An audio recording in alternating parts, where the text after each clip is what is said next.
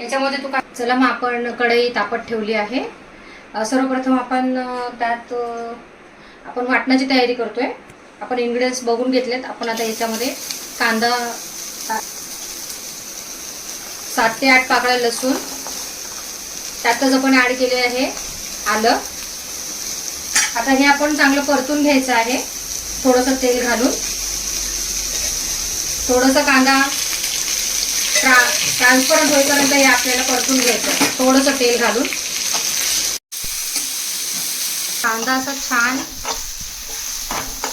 भाजून घ्यायचा आहे आणि हा असा भाजत असताना जो खमंग जो आहे कांद्याचा तो छान दरवळतोय। लसूण आणि कांदा छानपैकी परतून घ्यायचा आपल्याला। बघत आहात की कांदा आपला छानपैकी परतून झालाय। आपल्याला हा एवढाच कांद्याचा टेक्स्चर हवाय, जेणेकरून आपण जी मिसळ बनवतोय तिचाही रंग सुंदर येतो वाटण चांगलं भाजून घेतल्याने। आणि मी कांदे 2 घेतले आहेत मीडियम, लसूण 7 ते 8 पाकळ्या आणि अर्धा इंच आलं घेतलेलं आहे। आणि त्यातच मी आता 2 टोमॅटो ऍड करते, तेही आपल्याला छान नरम होईपर्यंत भाजून घ्यायचे।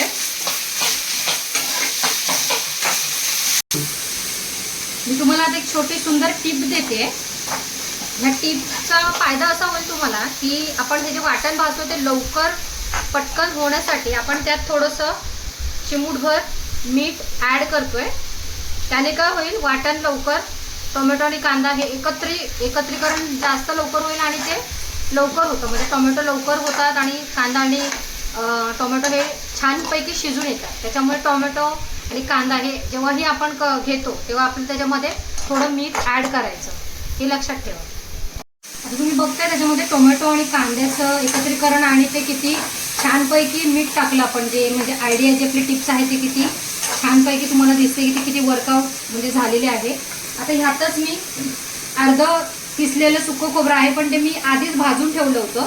तर तुम्ही ते असं भाजून घेतलं तर ते जास्त अजून तुम्हाला सोपं जाईल। तर ते भाजून घेतलेलं खोबरं मी आता ऍड करते।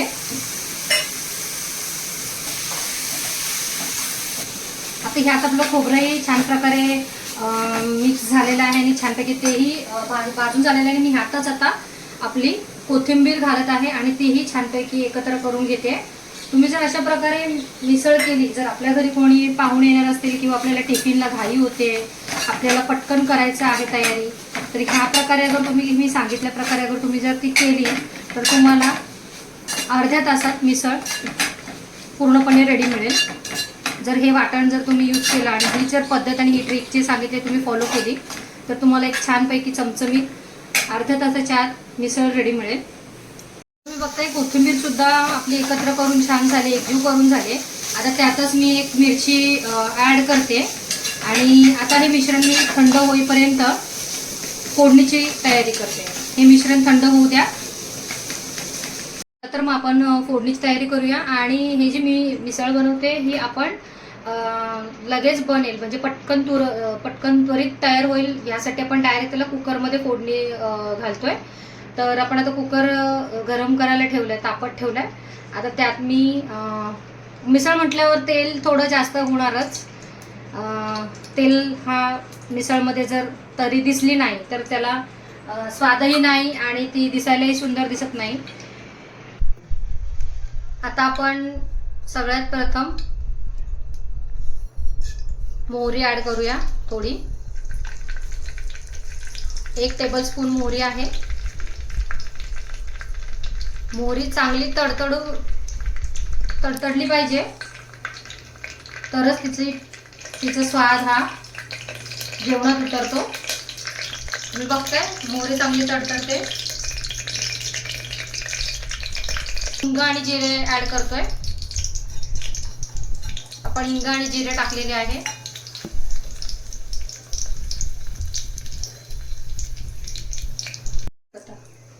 त्यातच आपण आता कढीपत्ता टाकतोय फोडणीला।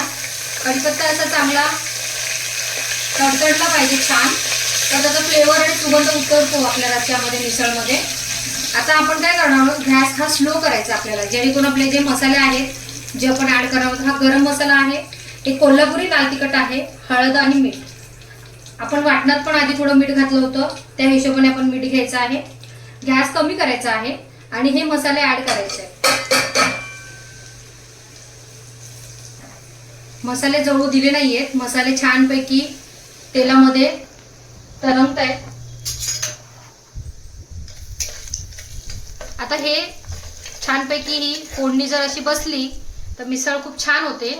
ही डायरेक्ट पद्धत आहे करायची. आता हा जे मी तुम्हाला जे वाटप जे मगाशी दाखवलं होतं ते मी मिक्सरला लावून बारीक करून घेतलंय छानपैकी. आता मी ते मसाला छान झालेला आहे त्याच्यात मी ते ऍड करते. आता बघताय तुम्ही मी तो भाजलेला मसाला आहे तो याच्यात ऍड केलाय आणि तो आता चांगला एकत्र करून घ्यायचा आहे. जोपर्यंत तो मसाला एकत्र होत नाही आणि आपल्या वाटपाला तेल सुटत नाही तो छानपैकी भाजून घ्यायचा आहे. त्यातच वाटपाला एक वेगळं तेल येतं छान.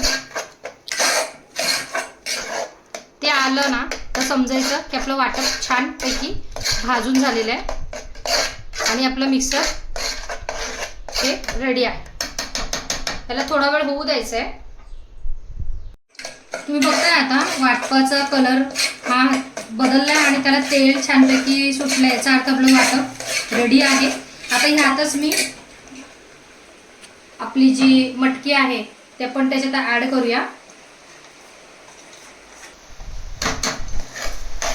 आता हे चांगलं एकत्रीकरण करून घ्यायचं आपल्याला कुकरमध्ये छानपैकी. जे वाटप आहे ते सगळं एकत्र करून घ्यायचं आहे.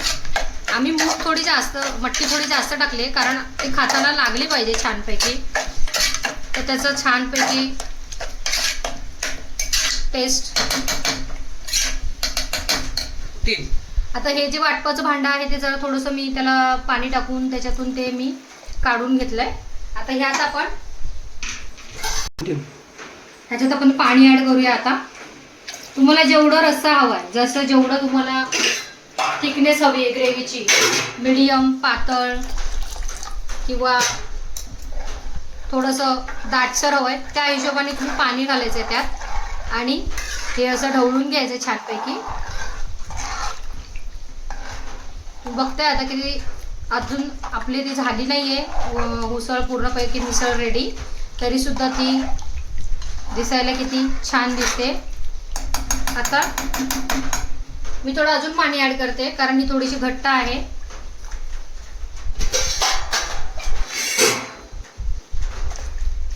आता मला मिनिमम दोन पेला पाणी लागले, 2 ग्लास पाणी लागलंय. आता मी ह्याला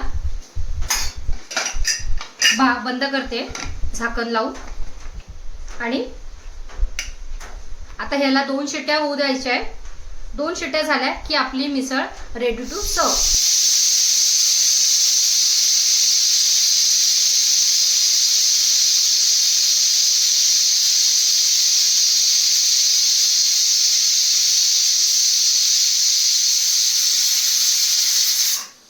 एक शिट्टी झालेली आपली. आता आपण दुसऱ्या शिट्टीची वाट बघतोय. दुसरी शिट्टी झाली की आपण गॅस बंद करणार आहोत.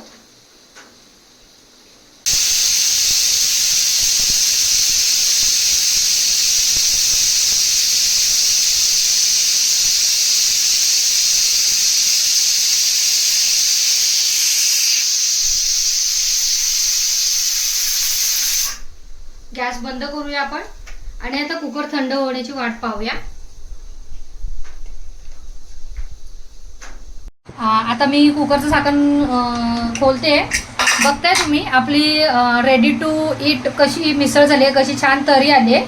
ही तुम्ही लगेच असं सर्व करू शकता आणि ही 2 शिट्ट्यांमध्ये एवढी सुंदर झटपट रेडी झाली. आपल्या ज्या माता भगिनी ज्या कामाला जाणाऱ्या आहेत किंवा कधी घरी अचानकमध्ये पाहुणे येतात, मग आपण कसं पटकन ही झटपट बनवून रेडी टू सर्व करू शकतो.